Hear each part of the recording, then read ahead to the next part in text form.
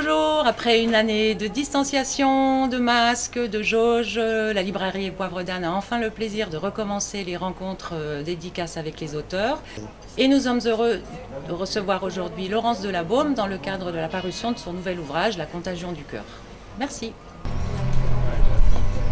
Ce livre qui s'appelle donc La Contagion du cœur et qui s'adresse simplement aux futurs 8 milliards d'individus que nous allons être sur cette planète bientôt, en fait c'est le second volet d'une recherche qui a commencé il y a à peu près 15 ans.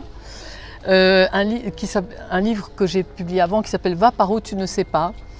Et il me semble être un volet plus important encore que le précédent parce qu'il touche à quelque chose qui nous est commun, à nous tous les êtres humains, indépendamment de nos races et de nos croyances.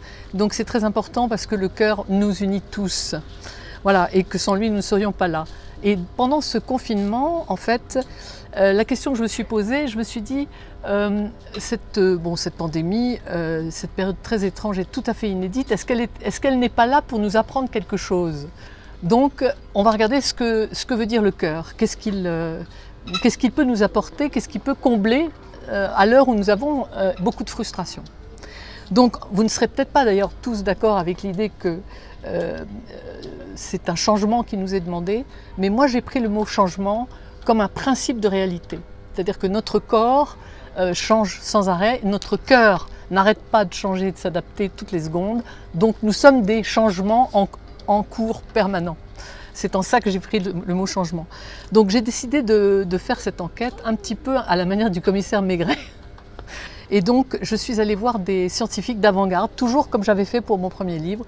Et j'ai essayé donc d'aller voir des gens qui sont plus dans des domaines nouveaux comme l'épigénétique. L'épigénétique voulant dire l'étude c'est un domaine nouveau dans la biologie qui étudie les conséquences, les enjeux et l'impact de l'environnement de nos cellules sur nos gènes. Donc j'ai rencontré des épigénéticiens, des cardiologues, et puis il fallait aussi mettre des philosophes ou un peu de sagesse là-dedans, parce que c'est très gentil la science, mais c'est quand même assez abrupt. Donc il faut prendre un peu d'envol. Et j'ai donc mélangé aussi de la philosophie, des sagesses qui résonnent très étrangement avec ce que nous disent aujourd'hui les épigénéticiens, les cardiologues, les neurobiologistes en tout genre, etc. Donc vous allez voir à quel point la science, contrairement à ce qu'ils aiment entendre, ces scientifiques-là, rejoint beaucoup la spiritualité.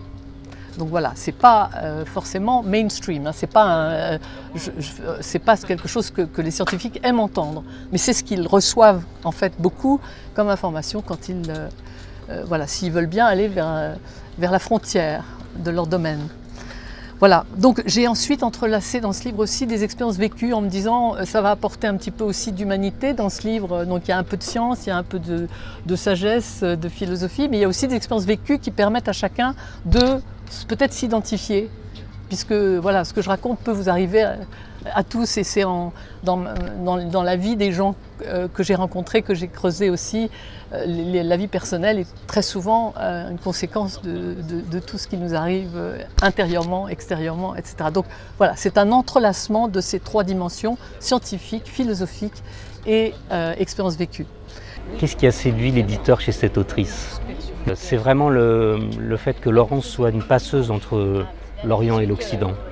Je pense que d'abord Laurence est née en Inde, mais aussi c'est quelqu'un qui a été baigné dans la culture orientale et qui ensuite a fait tout un chemin aux côtés de grands scientifiques occidentaux. Et donc elle a cette capacité à faire le lien entre ces sagesses orientales et la science contemporaine qui est plus occidentale.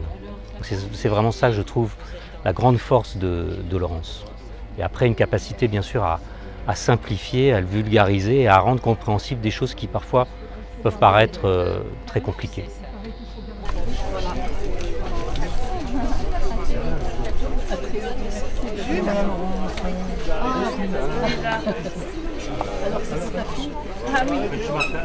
J'espère que vous avez pris plaisir à venir nous rencontrer et rencontrer Laurence Delabaume. Nous aurons le plaisir de vous retrouver très prochainement.